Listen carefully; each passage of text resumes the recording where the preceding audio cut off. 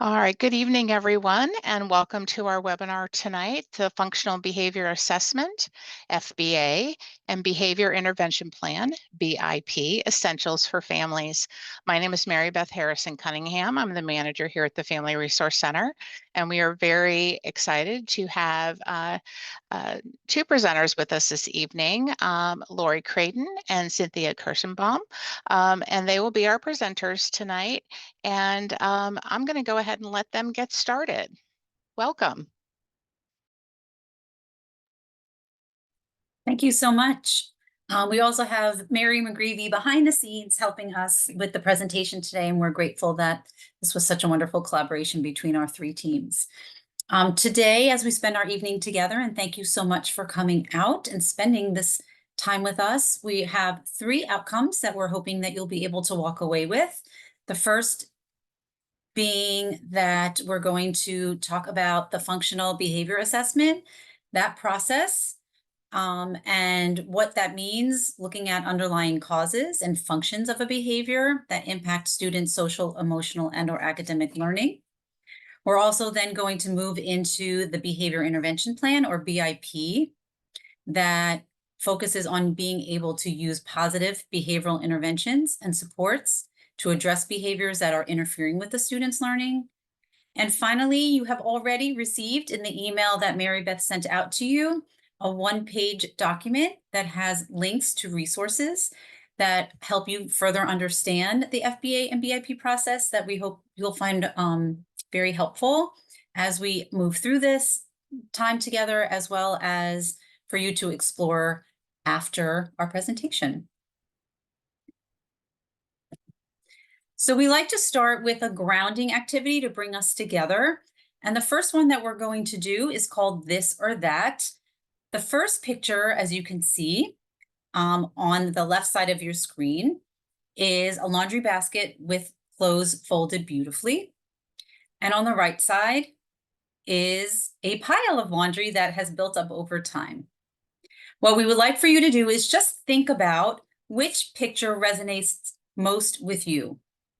Do you connect more with the picture on the left? Do you like to access clean clothes, neatly folded, done? Does that bring you joy? And is it something that you try to gain access to? Or do you feel more connected to the picture on the right, where the laundry piles up because we like to avoid doing laundry because it's not something that's either easy or enjoyable to you? Just take a moment to think about which picture resonates most with you.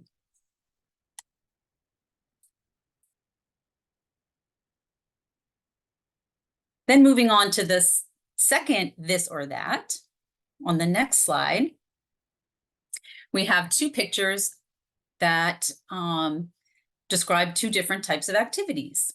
The picture on the left is a picture that represents action and excitement and a little bit of danger. And the picture on the right represents a calm activity, something that may not be quite as adventurous, but still enjoyable. So again, which picture resonates most with you? Do you like to get or obtain that feeling of excitement by doing an activity that might be a little risky, but at the end, you have this amazing experience and feeling of success in completing it?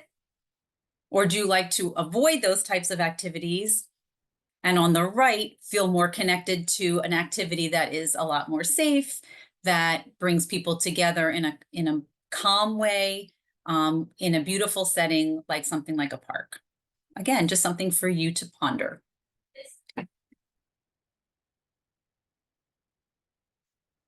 So as we move through our training today, we're going to revisit some of that vocabulary when we come, especially in our conversations about the functional behavior assessment. And we'll loop back to some of these thoughts on our grounding, whether or not we connect behavior with something that we're trying to get or obtain, or something that we're trying to escape. So I'm going to turn over the next section to Cynthia as she starts our conversation about the multi-tiered system of support. If we go back one slide and into the functional behavior assessment. Great. Thank you so much, Lori, and thank you, Mary, for doing the slides. So first we want to start off talking about where does FBA BIP fit into our multi-tiered system of support. So if you're not familiar, just very briefly, the multi-tiered system of support is the way we really problem solve for students. So we have this triangle where the green area represents about 80% of students. And so what we kind of have an assumption is that 80% of the students will be able to access our core instruction. So whether that's academics, whether that's behavior or wellness. So 80% of students will be able to get it when we give the good core instruction, and they will be able to be successful. The orange section is tier 2, and that is about 15% of students might need some reteaching. They might not get it the first time. They might need something to be presented in a different way, or maybe a little bit more instruction. And then we have the red tier 3, and that's maybe about 5% of students that even with the core instruction for all students, the reteaching or the more intensive instruction at tier 2, they might need something that's really very intensive and really maybe just for them. So when we're talking about FBA BIP, we're talking about a tier 3 intensive intervention. So there are a lot of things that we can do with behavior in the lower tiers to support students. Sometimes we just need to do a little bit of reteaching. Sometimes we need to do a little bit of reinforcement. Sometimes we do things like group interventions. And then sometimes we have students who still need more support. They need something that is more intensive, and that's where FBA BIP comes in.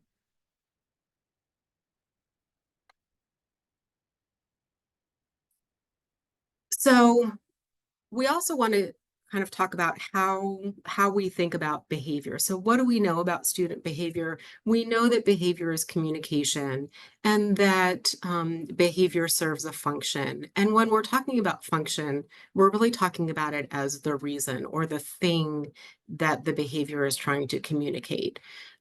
It is often not a conscious thing for the person. It's not a student making a choice or a conscious choice. It's really what are they trying to tell us with the behavior? Because we know that the behavior will kind of stop when they get that function that they were looking for, when they get their needs met. We also know that more than one behavior can serve the same or similar function, or the same behavior can serve different functions in different contexts. And so we have to kind of think about that we need to really conceptualize behavior as what is the student trying to communicate, and what is really underlying that communication for the student, and then we can start supporting them. So if we go to the next slide, we can talk a little bit about things that we might have tried before the FBA BIP process. So as we just talked about, it's a very intensive tier 3 intervention. So there are things that we want to do beforehand. So things like environmental changes. So for example, if if little Cynthia is really, really talkative when she's sitting next to her best friend, before we decide to go through a very intensive process of trying to figure out the function of that behavior and putting together an elaborate plan, maybe we try changing her seat. So maybe we move her away from her best friend and see if maybe that helps with the behavior. We also sometimes will do things like mentoring, whether it's student mentoring or adult mentoring. If we have students who might not be super engaged in our communities, or maybe are having attendance issues, we might try pairing them with a mentor, someone who they can connect with in the school building. We also might try something like a positive reinforcement system. So we know that the student isn't doing the expected behavior that we want them to do. And so we might just try and reinforce when we see that expected behavior. We might set up a behavior chart or a point sheet or something like that that is really focusing on reinforcing the student for doing the behavior that we want them to do. We might also do an academic intervention. We know that in many cases, when we see students who are having difficulty with behavioral expectations in the classroom, that really there's an underlying academic struggle for that student. And so if we see that the student really continues to have difficulty in a specific subject area, for example, or when doing a specific task, we might do an intervention that really targets that that academic skill to see if that might help with the behavior. We also might then do something like a counseling group with a school counselor, a psychologist, or social worker, or some targeted instruction that reinforces the instruction that they would have at Tier 1. And then we might also, if the student has an IEP, we might look at IEP goals and really targeting a specific behavior and collect some data about that through the IEP. So those are things that we might be trying before we get to this process. So now we're here. Now we're doing the functional behavior assessment. So why do we conduct the FBA? And Mary, you can move to the next slide. And the reason why we do this, so if we've done all these other interventions, the core instruction, we've done Tier 2, maybe we've done a few of those things on the list, and the behavior is still persisting, we might need to know a little bit more about the behavior and why it's happening. So if the behavior was just something that the student wasn't getting reinforced for, and there was something else that they were doing that was reinforcing, and they were just continuing to do that, but with some reteaching and reinforcing what we wanted to see, they were able to do that other behavior, that would be great. If they're still struggling, then we might really need to know a little bit more about the behavior. So the FBA really increases our understanding of the behavior. And it really is a hypothesis-driven treatment. So we form, based on our data collection, we form a hypothesis about why the student might be doing the behavior. And that really increases the quality and the effectiveness of the behavior intervention plan that we're going to talk about a little bit later on. The FBA also emphasizes skill building. So if it's a skill that the student just doesn't have and isn't able to do, then we really need to teach them how to do that skill. And so part of the behavior intervention plan is how do we teach the student to be able to do the skill that we want them to do. And then it's also a team problem solving process. And as parents, you are part of the team. In fact, in some instances, the child is part of the team. Maybe not necessarily sitting at the meetings where we're talking, problem solving and talking about the behavior, but certainly when we're doing data collection and when we're trying to figure out the function, having that student voice, and when we're developing the BIP, having that student voice is so important. So when is it used? So as we talked about, it's used through the MTSS process. So it's something that we can do to help support student behavior. But if a student has an IEP, and there is a disciplinary action that would cause the student to be either suspended for a total of 10 or more days, or that the student would be referred to the hearing office for expulsion or reassignment. So we consider that to be a change of placement. Then we would, and the IEP team or the manifestation determination review team would look at that behavior. They would try and figure out if that is a manifestation of the student's disability. So did the student's disability have a direct and substantial influence on the behavior that that the student did for that disciplinary action? If it is a manifestation of the behavior, then, or of the student's disability, then we would be going through this process. If the student doesn't already have an FBA BIP, we would be engaging in that process. If the student already does have a BIP, we would then kind of go back to the table and look at that BIP and look to see what might need to be changed. So those are the times that we would be engaging in this process.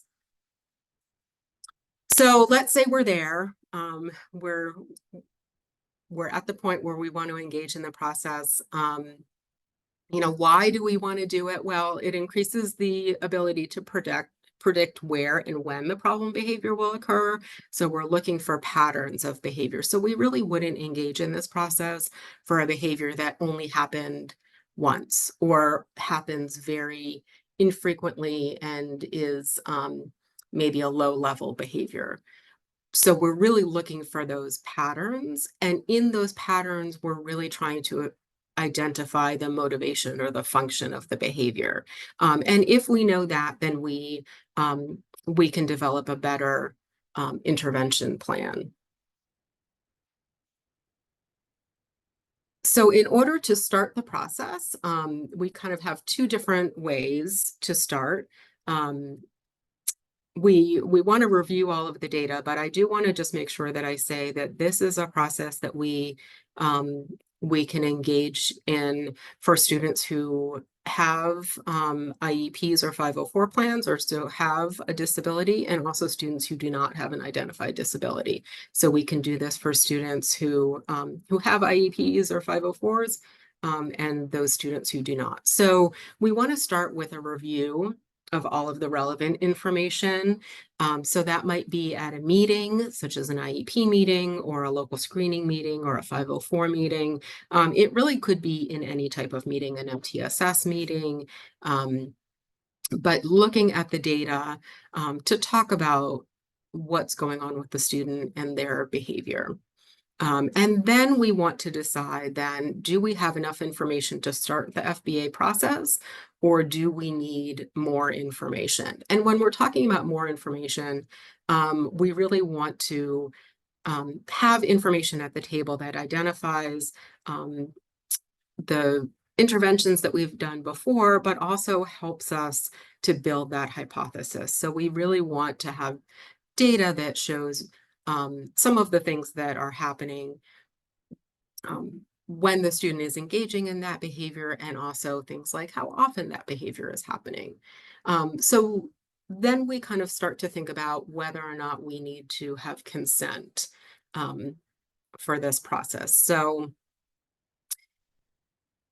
when we are deciding that we are needing additional information to engage in this process, whether that's at the very beginning of engaging in the FBA process, or sometimes in the middle of the FBA process. But if we get to a point where we say, you know what, we really need more information about the student and about the behavior and about what's happening, then we would need to get consent from the family in order to engage in additional observations or interviews or other types of data collection activities. And so we would need to do that, and then we would come back to the table for the FBA. So I do want to make sure that that we know that We don't need consent to engage in the FBA process. What we do need consent for is if we need additional data. So if the team does not have enough data, then we would need consent. Consent is really not required when we have data. So for example, a student who might have an IEP, they're already identified in terms of their needs. Perhaps there is an IEP goal that addresses this behavior. We've done data collection through that IEP process, and we might have enough data to engage in the FBA. If there's already classroom observations or assessments that are being conducted in the normal course of the student's program, that data would be able to be brought to the table for the FBA, or if we're actually reviewing a BIP. So that data would also be able to be brought to the table. So we don't need to collect data just for data's sake if we already have the data to engage in the process. So then we start the process. And I do want to say, as we go through this, we are going to be talking about the FBA BIP process through the lens of our process in FCPS. So FBA BIP is a framework. It's a problem-solving process that that kind of has basic ideas, but the way it's executed can change. So this is the way it's executed in FCPS, and in your resources sheet, there are two links. One is to the forms that we use for the FBA, and one is to the forms that we use for the BIP. So as we go through this, we're going to be talking about it kind of aligned with the sections of those forms generally. So the first thing that we do when we start engaging in that process is we look at what have we done previously. What interventions have we done? And then what were the outcomes of those interventions? We're looking for patterns and trends. So time of day, location, others, environmental conditions, what the task was, those types of things. So that's where we're really identifying all of that data that we have. And that's what we're going to use for the FBA. Data that sometimes we don't have when we start engaging in that process is called ABC data. And ABC stands for antecedent behavior consequence.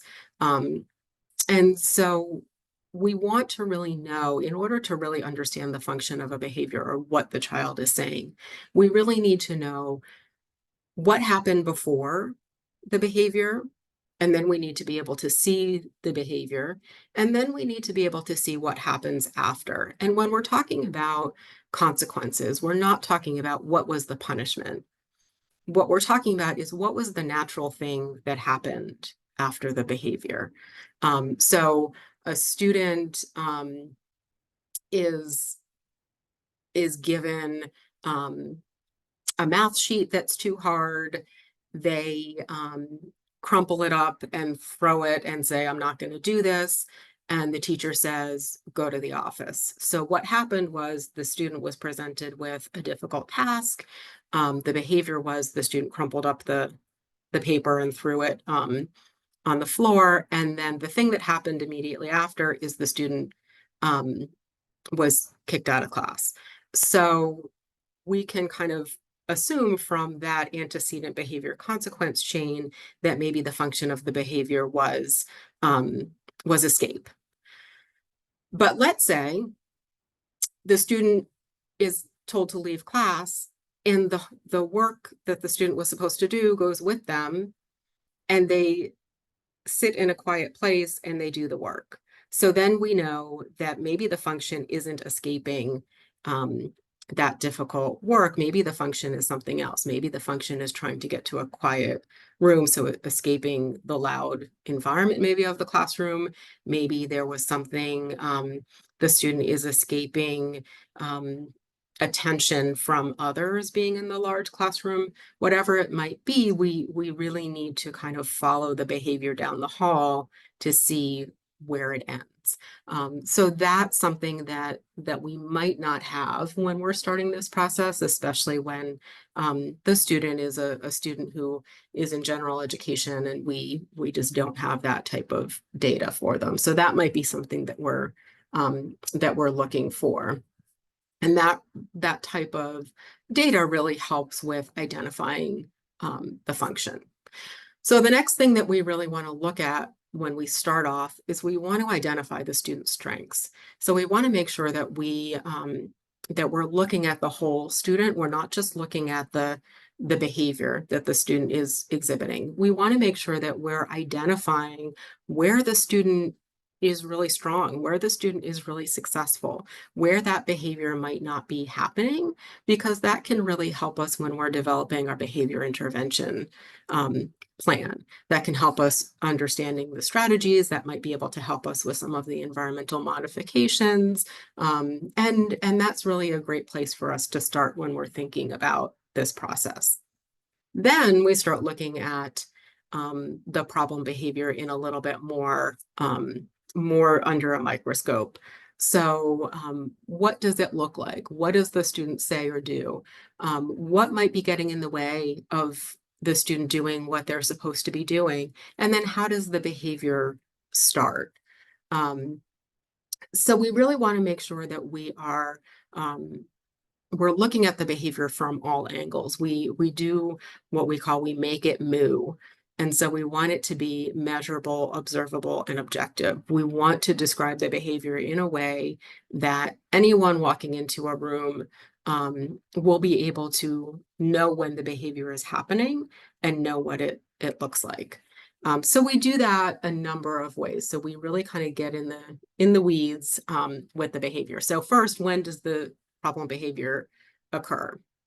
The time of day, the day of the week, with certain people or certain groups, structured or unstructured settings, other times. We just really want to make sure that we're kind of looking at that. When does it happen? Then we want to look at where the problem behavior occurs. So specifically the location, the type of class, whether it's the hallway, the lunchroom, whether there are other factors.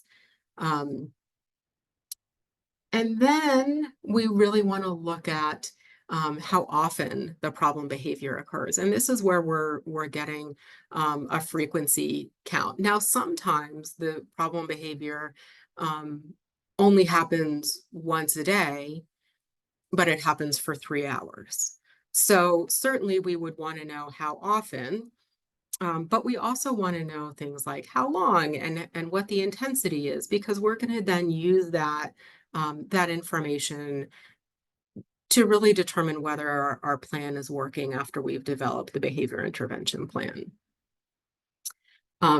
So with all of that, we can define the problem behavior. So we know what it looks like, we know what the student says or does, we know how often it happens, we know when, and we know where the behavior is happening. So we can really define that behavior. Then what we want to do is we want to kind of identify what is the function of the behavior. So what is the child trying to tell us through this behavior? And we have kind of two basic assumptions about the function, and we look at it in terms of whether they're trying to obtain or get something, or escape or avoid something. And really it fits nicely, the behaviors fit nicely into those two things. And sometimes we have to really think about it, because I know that there's sometimes a question of, well, the child is trying to control something. They're doing it for control. And we have to then, if we think that it's control, we have to kind of think a little bit deeper and think about what might the child might be trying to control and why. What is that? If they are controlling something, what does that get them? Or is that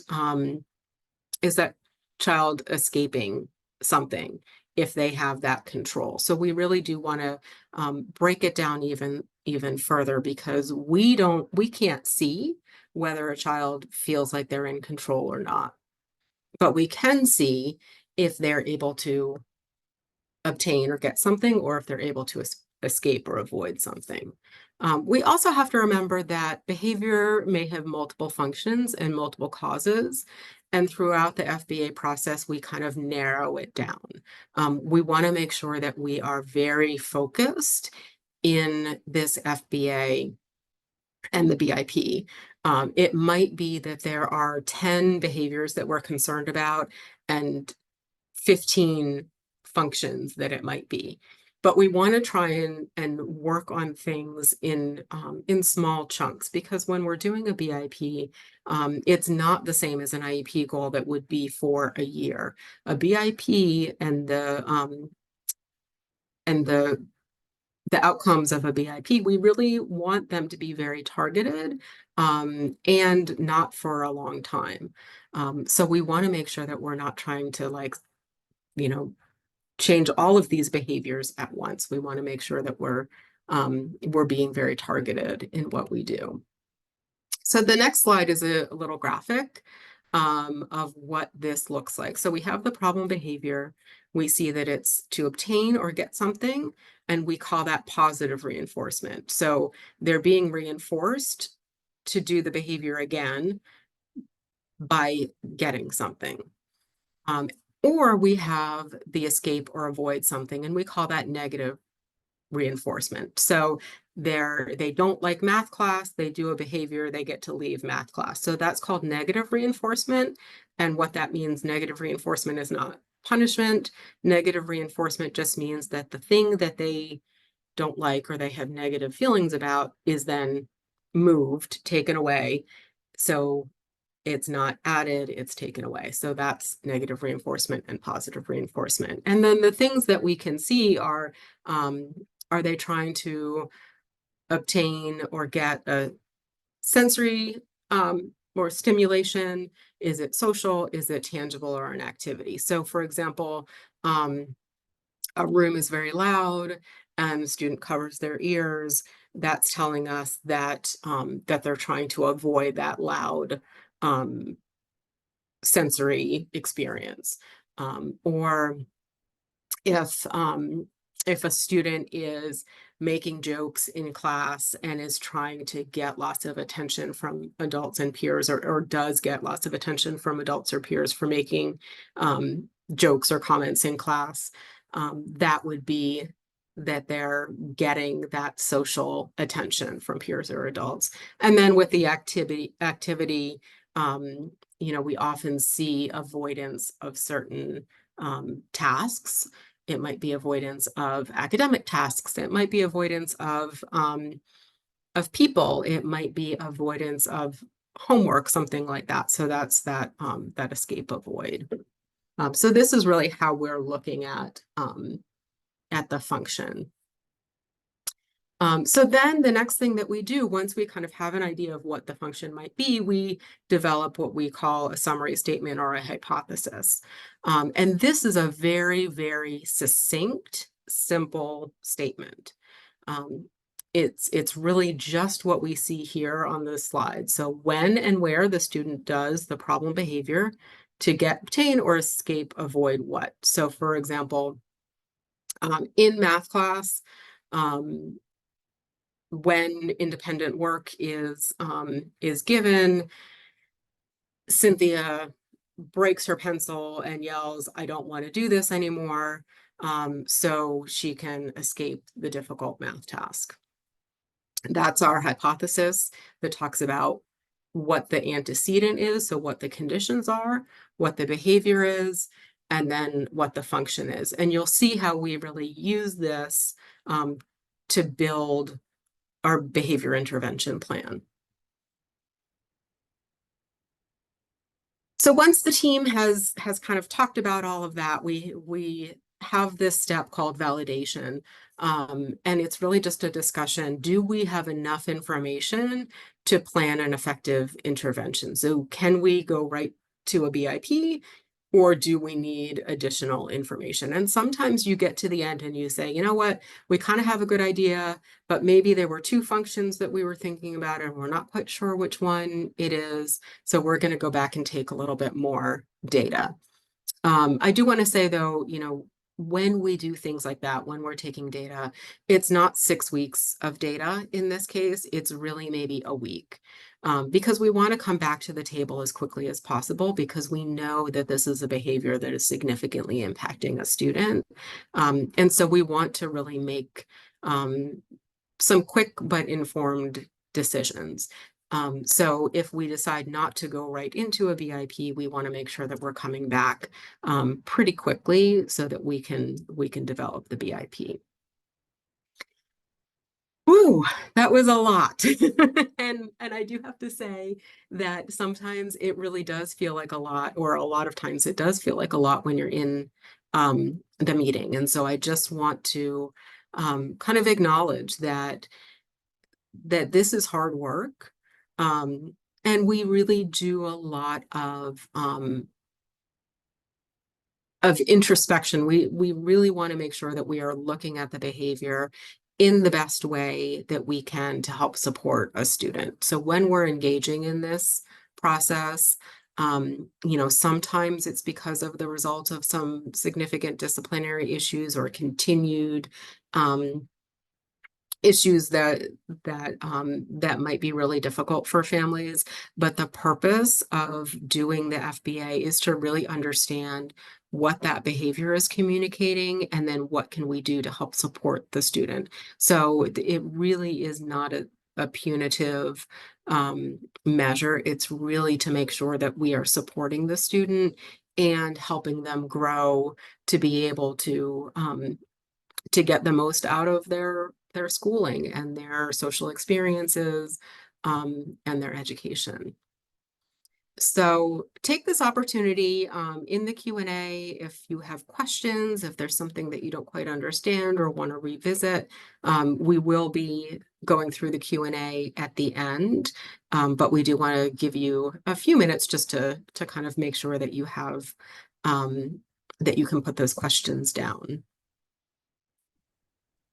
So before we transition to the BIP, as Cynthia said, this is a really great time for you to just process and think about the information that was presented. As you have your wonderings or your questions and you enter them into the Q&A, please be mindful of the fact that today we're going to talk very generally about the actual FBA and BIP process, because there's a lot of confidential information that actually happens at the table regarding a specific student.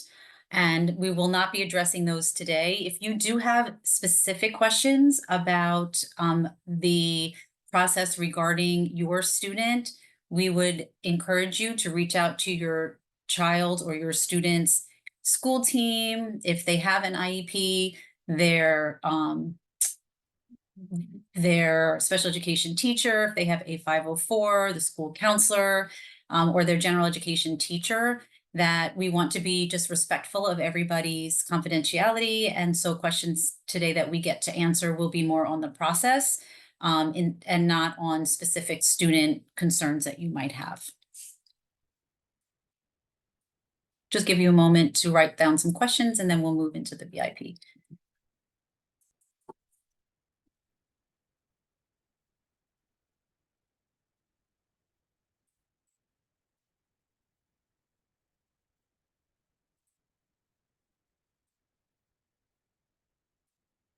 Okay, we will start the second half of this process. So if your school team has completed the FBA or the functional behavior assessment process and determined that you have enough data to move forward with the behavior intervention plan, you will come back to another meeting, typically, because this is a long process. It's not often done all in one sitting, although it can be, but typically it's not, one, because we're not necessarily predetermining that a BIP is needed, and two, because as just stated, it is a long process because the student requires some rich discussions to make sure that this is done thoroughly and properly.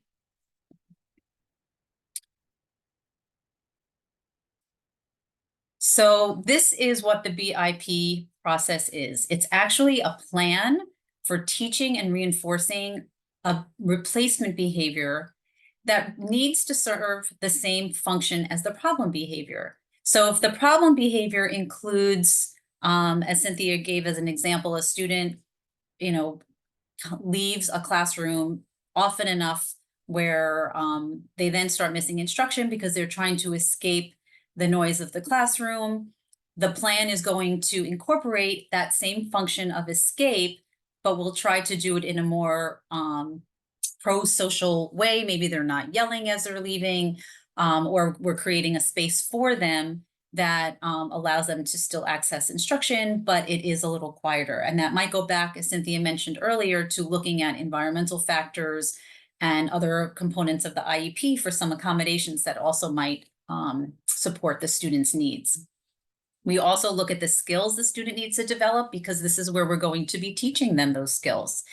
The BIP is looked at as a process where the student doesn't yet have the skill to be successful in a certain area. And so we're going to come up with a teaching plan for them to develop those skills. So we do that by identifying the skills and creating and documenting the strategies that we're going to be teaching the student so that they can use them in order to achieve those skills.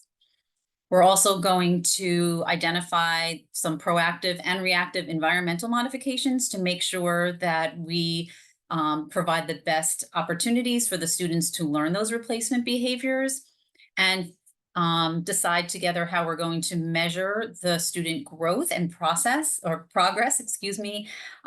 the plan. If it is working, then we can continue and make some tweaks. And if it's not working, we want to make changes as soon as we can so that we can have the student have the best outcome possible.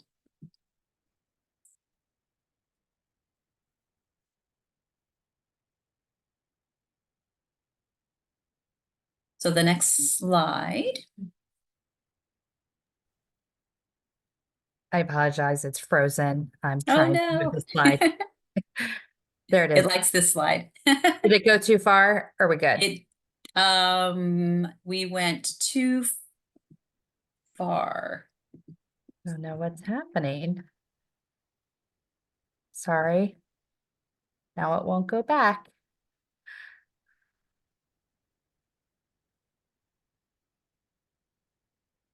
Okay. Mary Beth, should we Oh, unshare and then yeah, I'm bring gonna it stop back? sharing and go back in. I'm sorry. It's not your fault. Okay.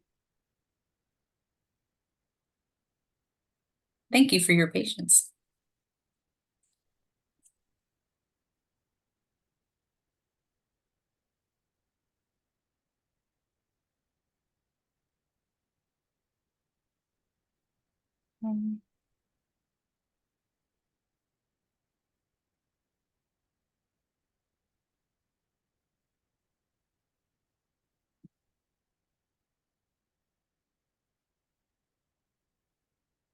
So you get a preview. We're on BIP implementation. Sorry. There we There you are. go. Perfect. Yep. It's okay. Technology sometimes There we is our go. friend and sometimes it is not.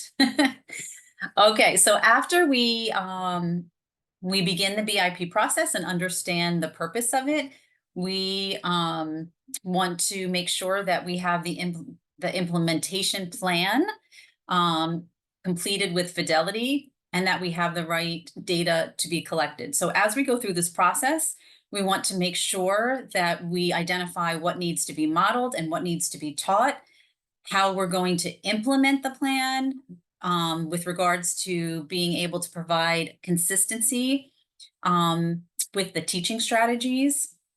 Sometimes plans change and we want to make sure we have a backup plan if something does change, a teacher is absent, or there's a change in schedule, and then, or something actually changes with the student with their home, they go on vacation or grandma comes to visit, and they're all excited. So we would just want to make sure that we do have some plans in place for some of those changes. And with behavior, it is not uncommon for the observable behavior to get worse sometimes before it gets better, because the students have learned how to either get something or escape it, but possibly in a way that is not the way that is what we are hoping for them to be able to achieve. And so this is learning a new skill and changing a habit that has been in place for some of our students for a long time, a learned behavior that has been in place for a long time. And it's really hard to change, right? We go back to that laundry pile getting bigger and bigger. And so sometimes it gets bigger from one week to the next because we really are trying to avoid it. It's similar with our students. It's sometimes the behaviors get worse before it gets better, because they then realize as they learn the skills that they have success, they're being reinforced, they're being praised. They have motivation to try something that is hard and new, and that will take time. So if we do collect our data and we see that something isn't working, we don't necessarily want to change it right away. We will have a discussion about that. We might want to go through a cycle or two to see if it changes over time, because that is just, it's not unusual for those spikes to happen prior to to a better trend occurring a little bit later. So we go back to the summary statement and hypothesis, which was the same as that problem behavior that we discovered by going through the FBA process, that same when and where and what the problem behavior is with our function. So we're going to use that to drive our planning process for the behavior intervention plan based on the function. And we want to keep that function, the why, really at the core of what we do, because we want to make sure that the student is still getting or escaping whatever it is that is causing that behavior, because that's what's pulling them through, and we'll pair that with reinforcement. So our first part starts with the summary statement, and then it moves into looking at the skills. There are 3 big bucket items that we look at: social emotional, behavior, and academic.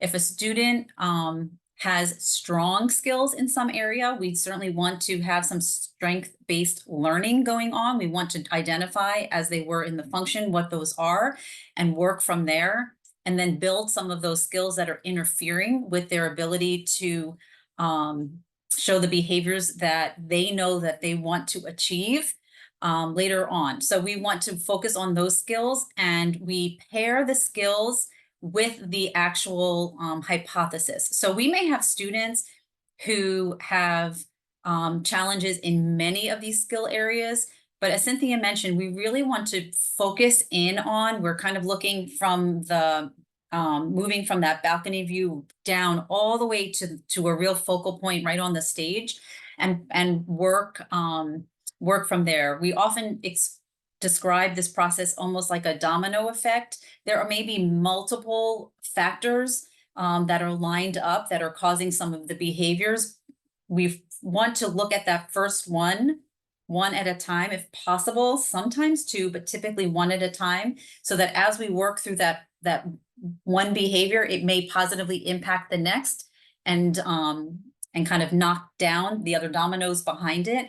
And so it might be that we're only focusing on some of these skills at a time. And as the student improves through their behavior intervention plan, we may make some accommodations or adjustments to the plan, so that we can say, okay, you know what, we're now working on this. We can move it towards an IEP goal. Now let's focus on the next skill that the student needs to achieve in order to continue to be successful. So this is just an example of what you may see on the BIP. This is the paper version. And so we wanted to make sure that you were aware of some of those options. So when we go through that again, what are those target skills? So in each of those areas, the social skills, behavior skills, and academics, we're going to be able to select the targeted skills that the student will learn when applicable to the hypothesis, what strategies we're going to document that the student will use to support that skill, when they're going to be used, and who is going to teach them. So there is almost like a grid in that particular area, and that's where the plan is going to be documented.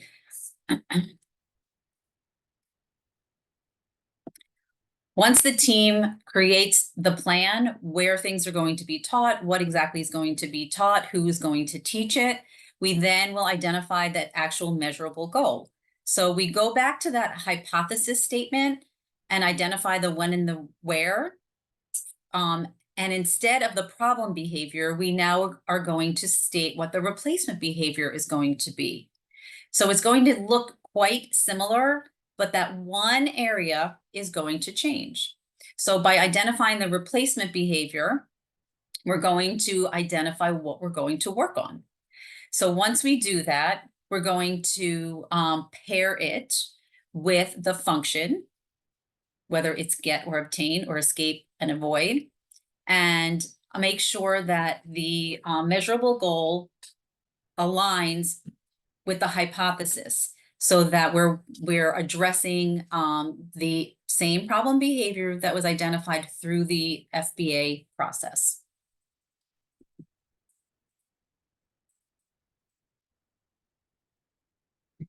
So what does this mean? A carrot doesn't equal ice cream.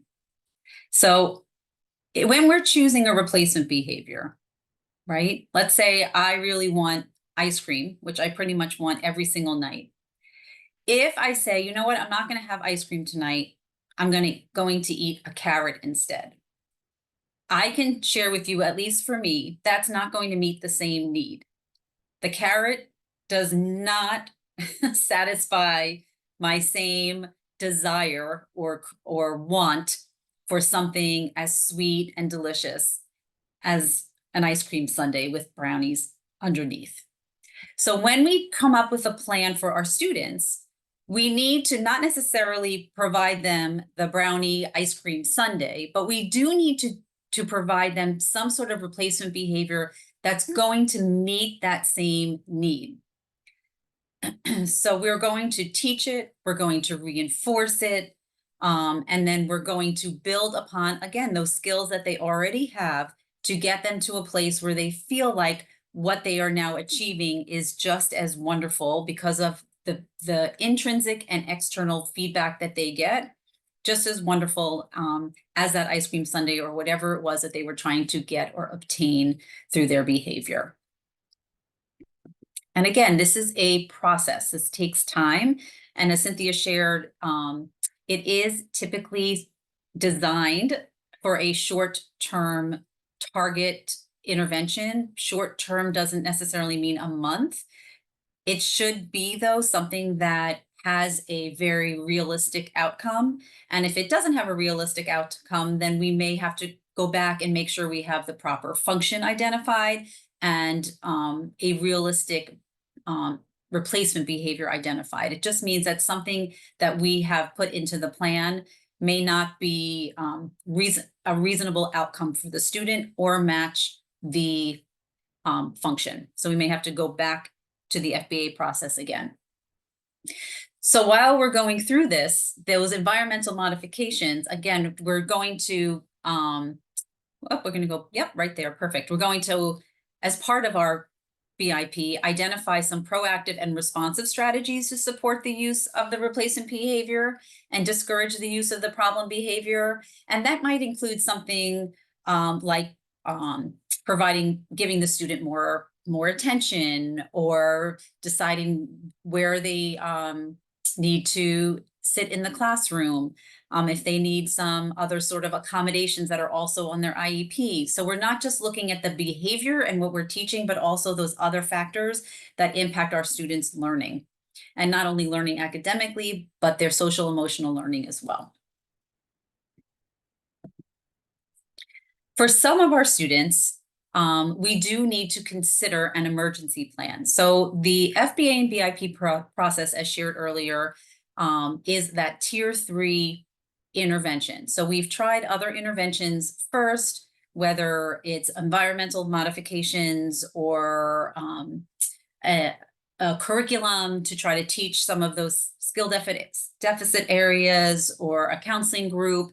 And if the behaviors are still so interfering that we need to do a deeper dive, we then move into our FBA and BIP plan.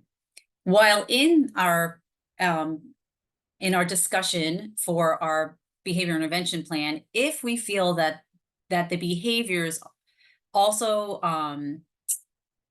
are so concerning that there may be danger to self or other, we would create an emergency plan. You don't need to have students who have that level of behavior where we're concerned about safety. Those students will have this documented in an emergency plan. Not all students who have that level of concerning behaviors, that's not a defining factor for a BIP. You can have lower level behaviors that are impacting learning on a regular basis. So that could qualify you for a behavior intervention plan as well.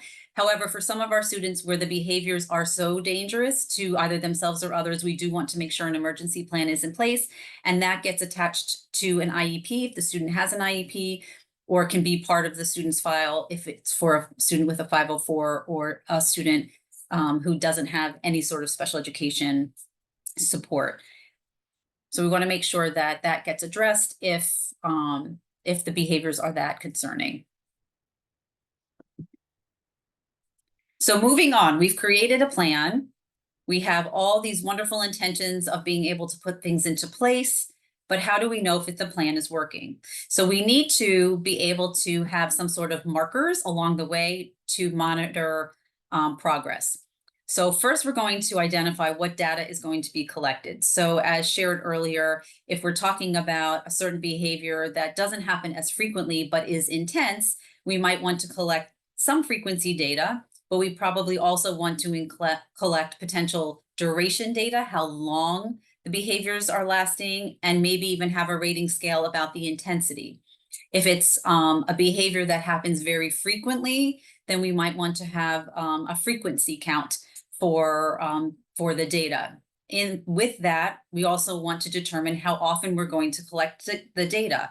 Based on what we collected for the FBA component, does it happen across all settings? Does it only happen in the cafeteria? Does it happen only during a writing activity? So then that can help us kind of narrow down how often we have to collect the data. Is it going to be every day, every time they have that class? Who's going to collect that data? Is it going to be the case manager? Is it going to be the case manager and the classroom teacher? And then when are we going to meet to review progress? Are we going to meet every 4 weeks? Are we going to meet every 6 weeks? Has this been in place for 6 months and we're seeing significant progress? Do we want to extend it 8 weeks to see if the student can continue on the trend, the positive trend, for a longer period of time with spring break involved? So the team will determine that at the meeting and come to a consensus on when you're going to meet again.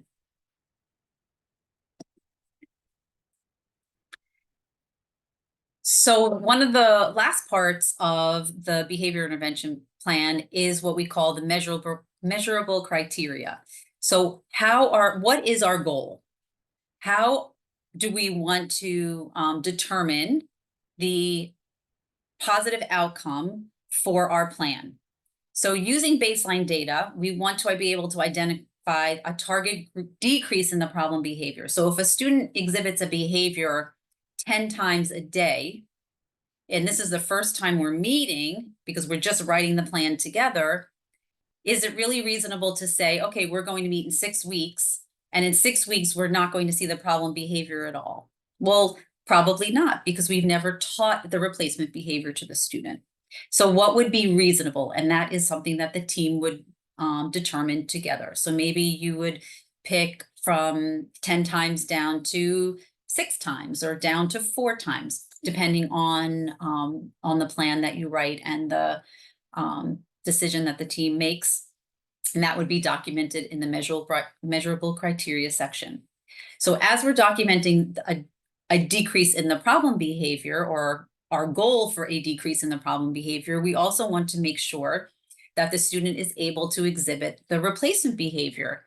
And so we're going to do the same thing. So how many times do we see that student already being able to model that replacement behavior? Maybe they can every once in a while. Maybe you're practicing some calming strategies, deep breaths. And so they are able to do that every once in a while, but it's not consistent and not in the during the times where the student exhibits the most intensive behavioral challenges. So how are you going to measure it if they're not doing it during that particular time? How many times do you expect them to be able to do it within that first cycle of review or the sixth cycle of the review? And so you'll identify that within the measurable criteria section. So the hope is that you'll see a trend line going down for problem behavior and the trend line going up for the replacement behavior. So that's the ultimate goal, and your school staff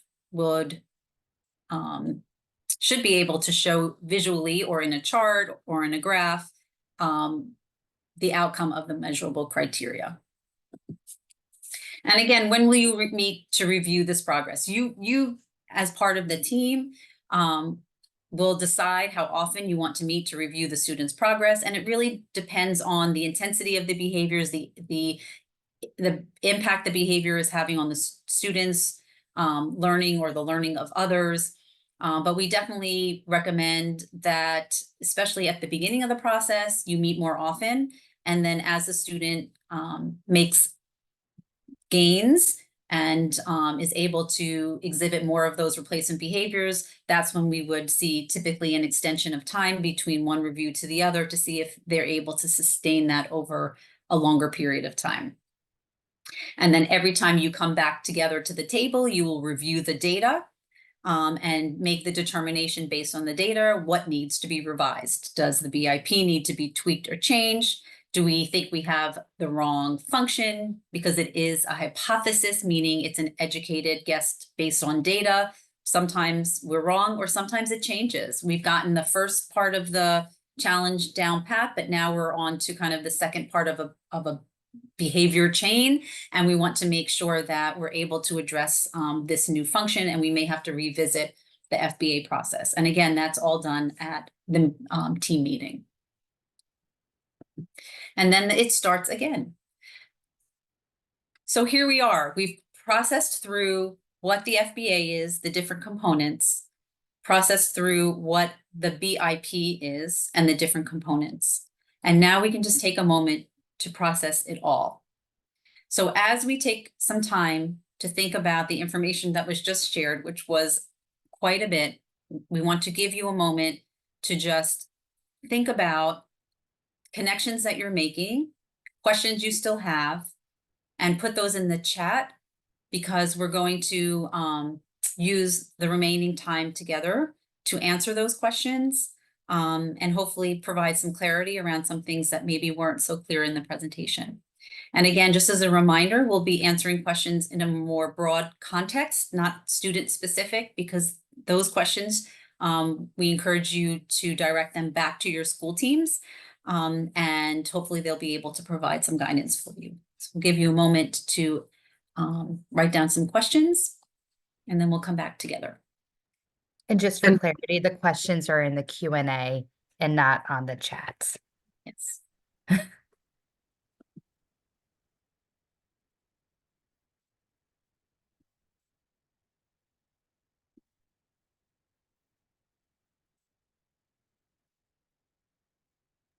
Okay, and then just as a reminder, and Mary Beth mentioned it earlier, she had sent out the document that has our links to all of the resources, and she's going to send it again to you as a follow-up. So if you have any questions about the resources, please don't hesitate to reach out to us or to your school teams. All right.